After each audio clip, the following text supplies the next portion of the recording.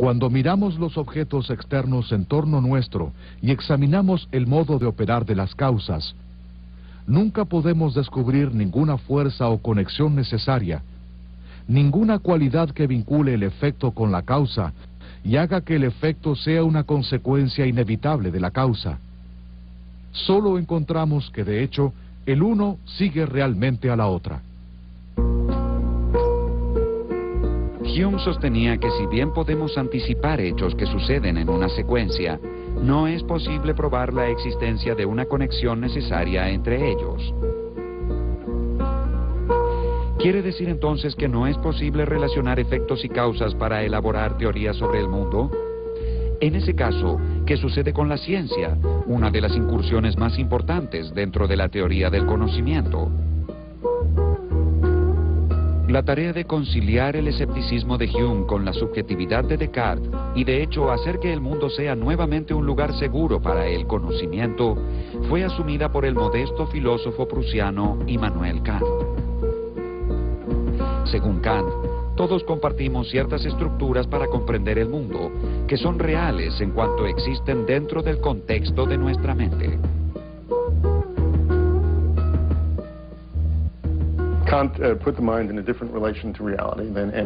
Kant estableció una relación diferente entre la mente y la realidad. Los filósofos que lo precedieron consideraron a la mente como un observador pasivo de la realidad y buscaron la manera de asegurarse de que se trataba de un buen observador pasivo. Kant se enorgullecía de lo que él denominó la revolución copernicana en filosofía.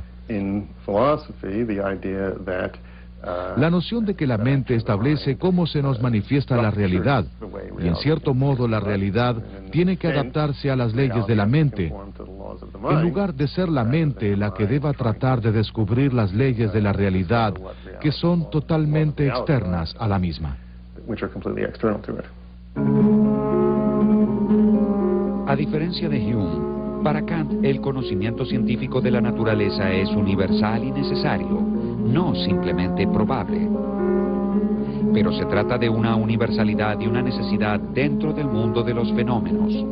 No importa si existe o no en el mundo en sí, ya que no podemos conocer más allá de lo que está en nuestra mente.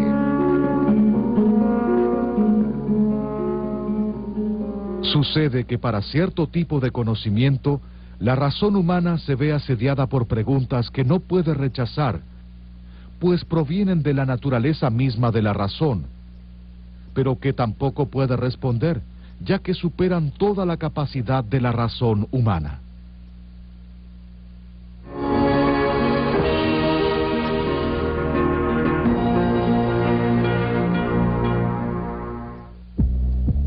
A partir del siglo XX, tuvo lugar una revolución en el campo de la filosofía, a partir de la cual surgió el movimiento que hoy denominamos filosofía analítica. El filósofo inglés Bertrand Russell fue quien lideró dicha revolución. Russell sostuvo que conocimiento es un término bastante general y vago, ya que debe incluir el conocimiento animal además del humano, y dentro del humano, tanto el cotidiano como el científico. El colega de Russell, George Edward Moore, ofreció una visión más realista acerca del conocimiento. Según Moore, el ser es independiente del conocimiento que tengamos del mismo. La conciencia no hace sino reflejar lo real. El escepticismo cartesiano sobre el mundo exterior sencillamente no puede justificarse, con lo cual las pruebas elementales que para Descartes resultaron de extremada dificultad, como por ejemplo probar que tengo dos manos, para Moore eran la simplicidad en sí misma.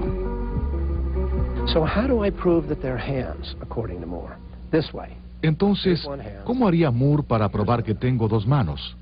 De esta manera, aquí hay una mano y aquí está la otra. Acabo de probar que tengo dos manos. ¿Qué más se necesita? A esta visión filosófica se la conoce como el realismo directo. Es realismo directo en este sentido. Moore piensa que puedo conocer cosas a través de la percepción sin tener la capacidad de comprobarlas. En otras palabras, no necesito siempre un argumento para saber. Es una especie de fundacionalismo que dice, muy bien, tú quieres saber si tengo dos manos. ¿Cómo se hace esto? Abre los ojos y mira.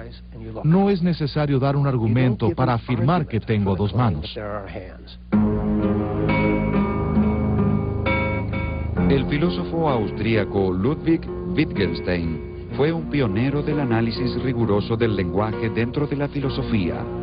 Intentó transferir el concepto de significado del hecho u objeto representado por las palabras al uso que una comunidad dada otorga a dichas palabras. Como el lenguaje solo adquiere significado al ser utilizado por las personas, cualquier vínculo entre una palabra y un objeto depende de las reglas establecidas por aquellos que emplean esa palabra. Estas reglas definen lo que Wittgenstein denominó juegos de lenguaje. Sostuvo que los que participamos de un mismo juego de lenguaje podemos utilizar "aquí hay una mano" como una proposición fundamental, es decir, una proposición sobre la cual no puede dudarse en circunstancias normales. Wittgenstein y otros filósofos que recibieron su influencia consideraron que las preguntas filosóficas son una cuestión de lenguaje y que los desconciertos filosóficos están relacionados con el hecho de comprender mejor nuestro lenguaje o nuestros juegos de lenguaje, y surgen ya sea porque algo salió mal dentro de nuestro juego de lenguaje o tal vez porque los filósofos comenzaron a darle un mal uso a nuestro lenguaje. La filosofía del sentido común de Moore era una suerte de fundacionalismo, es decir, una posición según la cual las creencias están justificadas en última instancia por creencias irrefutables y fundamentales.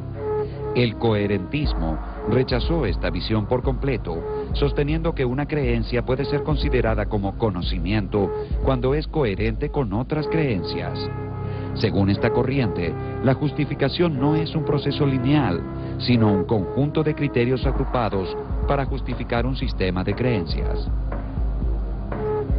El filósofo estadounidense Willard Van Orman Quine describió esto como la trama de las creencias, una especie de unidad siempre sujeta a revisión. En 1969, Quine escribió un artículo titulado La epistemología naturalizada, en el que propone una visión radicalmente nueva acerca de la teoría del conocimiento.